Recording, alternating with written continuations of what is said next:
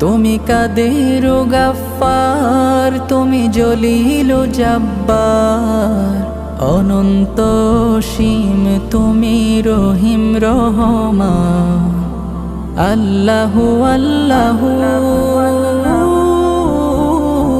তুমি মাটির আদমকে প্রথম সৃষ্টি করিয়া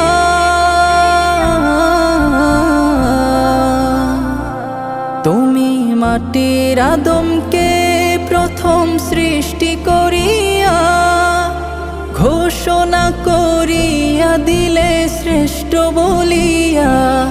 তাই নূরের ফেরেশতা করে আদমকে সিজদা, তাই নূরের ফেরেশতা করে আদমকে সিজদা।